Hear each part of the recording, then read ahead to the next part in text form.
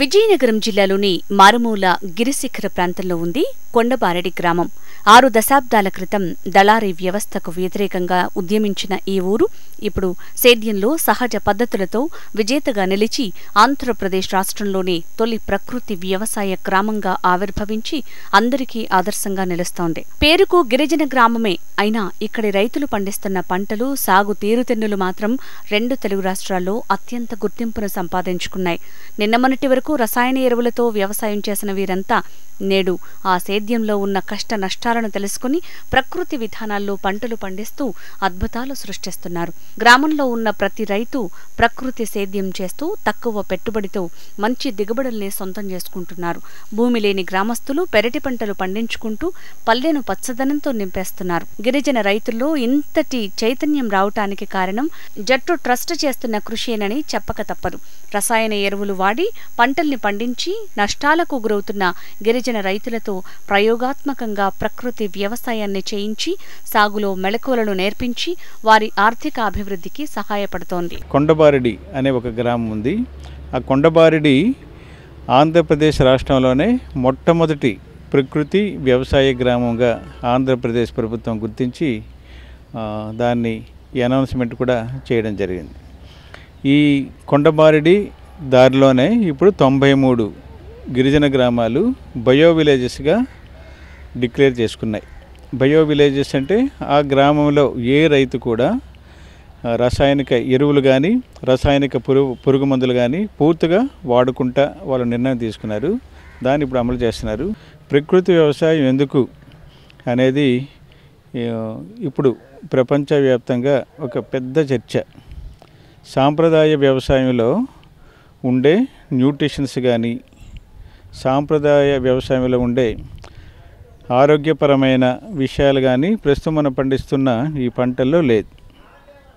అందుకే మేము ముఖ్యంగా గిరిజన ప్రాంతాల్లో వాళ్ళు పండించే పంటలుండి విత్తనాలు సేకరించుకొని ఆ విత్తనాలు వాళ్ళు దాచుకొని మళ్ళీ అవే విత్తనాల్ని వాడుకునేటట్లు ప్రయత్నం చేస్తున్నాము. ముఖ్యంగా గిరిజన ప్రాంతంలో కొండపోడు అనేది ఇంతకుముందు ఉండేది.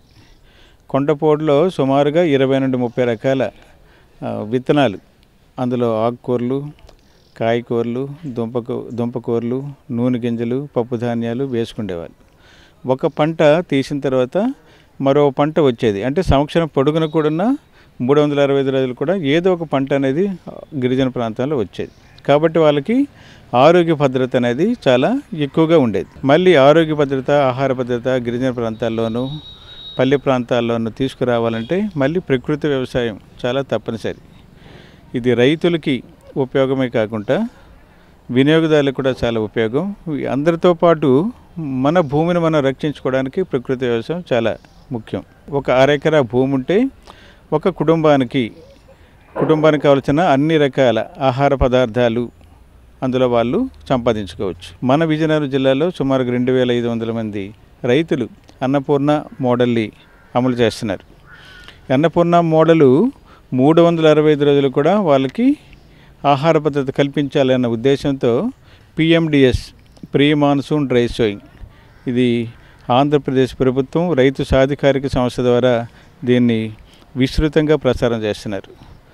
నవధాన్యాల కాన్సెప్టు అనేది మనందరం కూడా విన్నాం. ఇంతకుముందు కూడా నవధాన్యాల కాన్సెప్ట్ ఉండేది, గిరిజన ప్రాంతాల్లో ఉండేది. గ్రామీణ ప్రాంతాల్లో కూడా ఈ నవధాన్య కాన్సెప్ట్ అనేది చాలా ఎక్కువ స్థాయిలో అప్పుడు చేసేవాళ్ళు. ఇప్పుడు ఏంటంటే పచ్చిరొట్ట విత్తనాలు ఇవన్నీ కూడా మానేస్తున్నారు. డైరెక్ట్గా పంటలు వేయడం, దానికి ఎరువులు వేయడం వల్ల పురుగులు ఎక్కువగా వ్యాప్తి చెందడం, పురుగులు మళ్ళీ ఈ నిరోధించడానికి మళ్ళీ రసాయనిక పురుగు మందులు వాడడం. దీనివల్లే మన వినియోగదారులు లేదంటే రైతుల్లో ఎక్కువ చాలా రకాల ఆరోగ్య సమస్యలు తలెత్తున్నాయి. ఇప్పుడు ఈ కాలంలో చాలామంది చెప్తున్నట్టు బీపీ, షుగరు, క్యాన్సరు, అలాగే మహిళల్లో వచ్చే తెల్లబట్ట, ఎర్రబట్టకి కారణం ఏంటంటే మనం విపరీతంగా వాడుతున్న రసాయనిక ఎరువులు అనేది చాలామంది సైంటిస్టులు వాళ్ళ పరిశోధనలో వెల్లడించారు. నేను ప్రకృతి వ్యవసాయము విధానంలోన ఏదైనా కూరగాయలు కానీ, వరి కానీ, ఏదైనా పండ్ల తోటలు కానీ పండిస్తూ ఉంటాను. ప్రకృతి నుండి వచ్చినటువంటి పదార్థాల ద్వారా వ్యవసాయం అనేది చేస్తూ ఉంటాము. వరి చేసేటప్పుడు వరికి మాత్రము ఘనజీవామృతం కానీ లేదంటే ద్రవజీవామృతం కానీ ఎక్కువగా వేస్తూ ఉంటాము. వరికి విత్తనం నాటుకునేటప్పుడు విత్తన శుద్ధి కూడా చేసి విత్తనాలు అనేది నాటుకోవడం జరుగుతుంటుంది. ప్రకృతి వ్యవసాయం విభాగంలోన ఎక్కువ శాతంగా ద్రవజీవామృతం ఘనజీవామృతం అనేది ముఖ్యంగా ఉపయోగిస్తూ ఉంటాము. ద్రవజీవామృతము మొక్కలకి మొదలు చుట్టూన ఒక మొక్కకి 2 లీటర్ల చొప్పున వేయడం జరుగుతుంటుంది. ఘనజీవామృతము 2 నుంచి 4 కేజీల వరకు వేయడం జరుగుతుంటుంది. ఇలా చేయడం వల్ల భూమి సారవంతంకి, అందులో ఉన్నటువంటి సూక్ష్మజీవుల అభివృద్ధికి, మొక్కకి బలాన్ని కలిగించడము ఈ యొక్క ద్రవజీవామృతము ఎక్కువగా ప్రధాన పాత్ర వహిస్తుంటుంది. ద్రవజీవామృతం అనేది 7 డేస్ 7 రోజుల తర్వాత వేసి మళ్ళా 7 రోజుల తర్వాత గ్యాప్ ఇచ్చి మళ్ళా ద్రవజీవామృతం అనేది వేసుకోవాలి.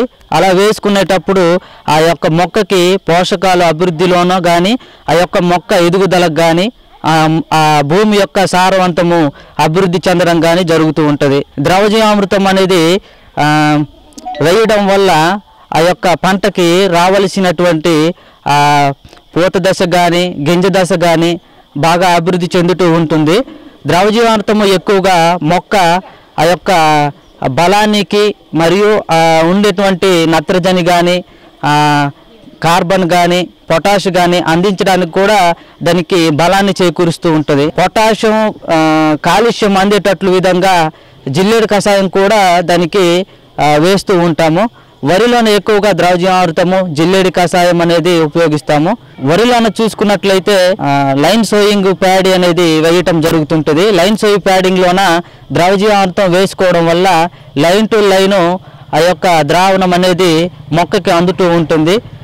దానివల్ల ఆ యొక్క సూర్యరశ్మి తగిలేటప్పుడు ఆ యొక్క మొక్క చుట్టూ ఉన్నటువంటి ఆ యొక్క ద్రావణం అనేది అది మొక్క తీసుకోవడం జరుగుతుంటుంది. మొక్క తీసుకోవడం వల్ల ఆ యొక్క కిరణజన్య సంయోగక్రియ అది ఉపయోగించుకొని అది అభివృద్ధి కార్యక్రమంలోకి మొక్క అనేది నడుస్తూ ఉంటుంది. ఎండాకాలంలోన ఎక్కువగా పెంటగత్తం అనేది ఆ పొలాల్లోన వేసుకోవడము, కుప్పలుగా పెట్టుకోవడం జరుగుతుంటుంది. దీని ద్వారా భూమి అనేది సారవంతంగా తయారయ్యి ఎండ నుంచి వచ్చేటువంటి సూర్యకాంతి వలన ఆ యొక్క పేడలో ఉండేటువంటి ఆ యొక్క పదార్థాలు డ్రై అయిపోవడము, అది సారవంతంగా తయారయ్యడము, దానిలో ఉన్నటువంటి పదార్థాలను ఆస్వాదించడానికి వానపాములు కూడా ఎక్కువ అభివృద్ధి చెందడము జరుగుతూ ఉంటుంది. మ్యాక్సిమంగా పొలాల్లో ఉన్న పెంట గత్తం ఎక్కువగా ఆవుల గత్తం కానీ, గొర్రెల గత్తం కానీ ఎక్కువగా వేస్తూ ఉంటాము. మా ఏరియాలోన ఎక్కువగా ఆవు గత్తం కానీ, గొర్రెల గత్తం కానీ వేయడం వలన ఆ భూమి అనేది ఎటువంటి పదార్థాలు కూడా ఉపయోగించకుండా ఆ యొక్క భూమి సారవంతంగా కావడం వల్ల అభివృద్ధి ఎక్కువ మొక్కలో కనిపిస్తూ ఉంటుంది. ఈ యొక్క 2017వ సంవత్సరంలో మొట్టమొదటిగా మాకు తోటపల్లి జట్టు ట్రస్ట్ నుంచి మాకు సిఆర్పిఎస్ వీళ్ళందరూ వచ్చి మాకు మొదటగా సంఘాలతో మీటింగ్ పెట్టి అలాగే పికో రూపంలో చెప్పడం జరిగింది. మొట్టమొదటి సంవత్సరము ఈ ఊరి గ్రామంలో ఒక 60 మందితో ప్రారంభించడం జరిగింది. 60 మందితో ప్రారంభించిన తర్వాత 2018వ సంవత్సరంలో ఈ యొక్క ప్రకృతి వ్యవసాయం అనేది 72 మంది రైతులతో పూర్తి స్థాయిలో ప్రారంభించడం జరిగింది. ఈ యొక్క ప్రకృతి వ్యవసాయం చేయడం వల్ల మాకు అనేక రకాలుగా ఆరోగ్యాలు బాగుపడ్డవి. దీనివల్ల మేము అనేక లాభాలు కూడా పొందుతున్నాం. మొదటగా ఈ యొక్క ప్రకృతి వ్యవసాయం చేయకముందు మేమైతే మా యొక్క గ్రామంలో కొద్ది మోతాదుతో ఈ యూరియా డిఏపి అనేది అప్పుడు వేయడం జరిగింది. ఈ యొక్క 2017వ సంవత్సరంలోనైతే ఎప్పుడైతే మాకు ఈ జట్టు ట్రస్ట్ నుంచి వచ్చిన స్టాఫ్ మమ్మల్ని మీటింగ్లు అనేవి పెట్టి ప్రారంభించినప్పుడు వాటి యొక్క ప్రకారం మేము నడుచుకొని ముందుకి తీసుకెళ్ళి మా యొక్క గ్రామాన్ని కాక మా యొక్క పక్క గ్రామాలని కూడా మేము బాగా చెప్పి వాటిని కూడా మోటివేషన్ చేయి వారిని కూడా మా యొక్క ఈ యొక్క ప్రకృతి వ్యవసాయ రూపానికి తీర్చిదిద్దడం జరిగింది. వాళ్ళు కూడా మమ్మల్ని చూసి వాళ్ళు కూడా ఇవి నేర్చుకొని వాళ్ళు కూడా 2018-19 సంవత్సరం నుంచి స్టార్ట్ చేయడం జరిగింది. ఈ యొక్క ప్రకృతి వ్యవసాయం వల్ల అనేక లాభాలు మాకున్నాయి. ఎందుకంటే మాకు ఈ యొక్క వ్యవసాయం వలన మేమైతే ముందు సంవత్సరాలను బట్టి అయితే మేము ఈ వరి అనేది చూసుకుంటే ఎకరానికి ఒక బస్తంతా 50 కేజీల బస్తా ఇవి మేము విత్తనాలు పోయడం జరిగింది. విత్తనాలు పోసి మామూలు ఊడిచేవారు అనమాట. అప్పుడు మామూలు ఊడిచి ఎక్కువ మంది రైతులతో ఊడడం జరిగింది. వాటికి కూలీలు మాకు బాగా ఖర్చులు అయ్యేవి. తర్వాత ఈ కలుపు తీతలకు అయ్యేవి, తర్వాత ఈ మందులకి అయ్యేవి.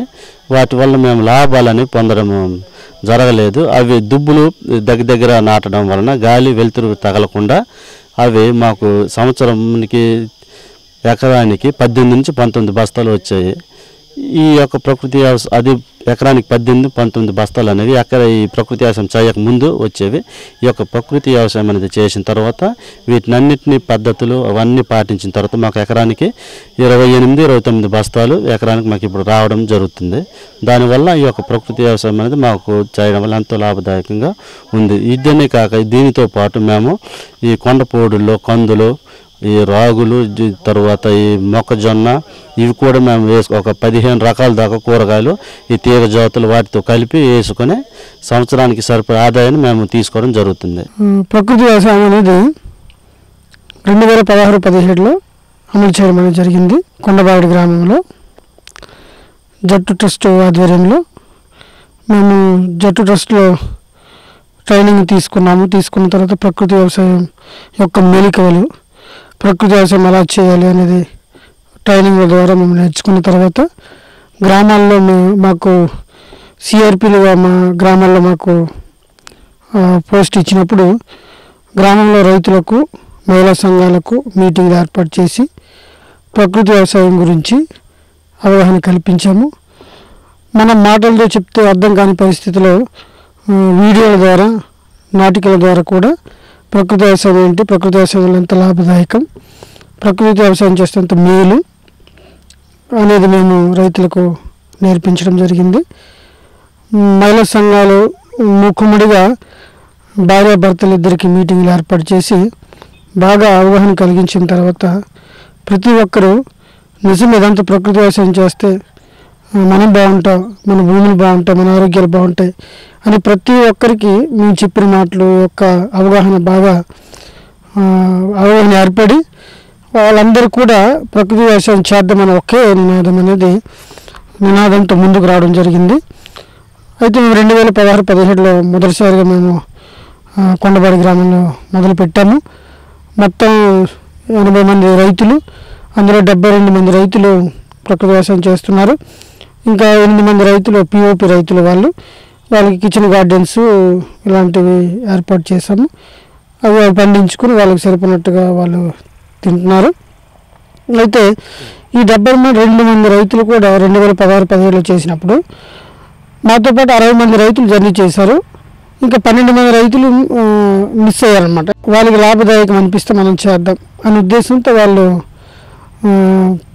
మాతో పాటు మొదటి 2016-17లో చేయలేదు.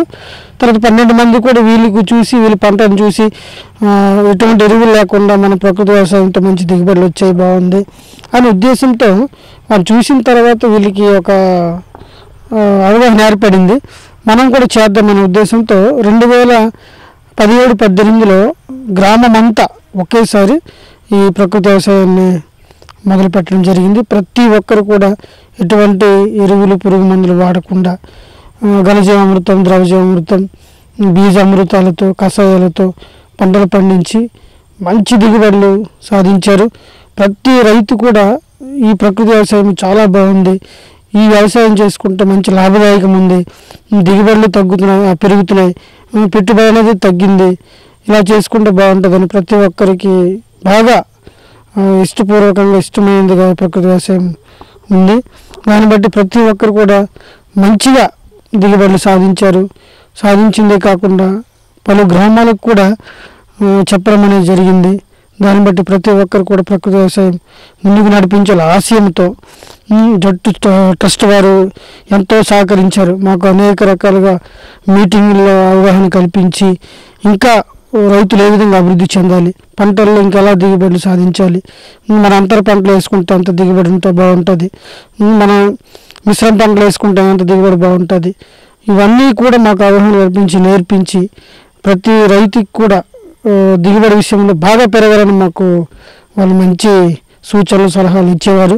దాన్ని బట్టి గ్రామాల్లో మేము రైతులు చెప్పడం, రైతులందరూ అంగీకరించడం, దాన్ని పూనుకోవడం ఇలా జరిగింది. ప్రకృతి సేద్యం చేస్తూ ఏడాది పొడవునా ఆదాయం పొందుతూ స్ఫూర్తిగా నిలుస్తున్న కొండబారడి గ్రామ రైతుల విజయాలను చూశారుగా.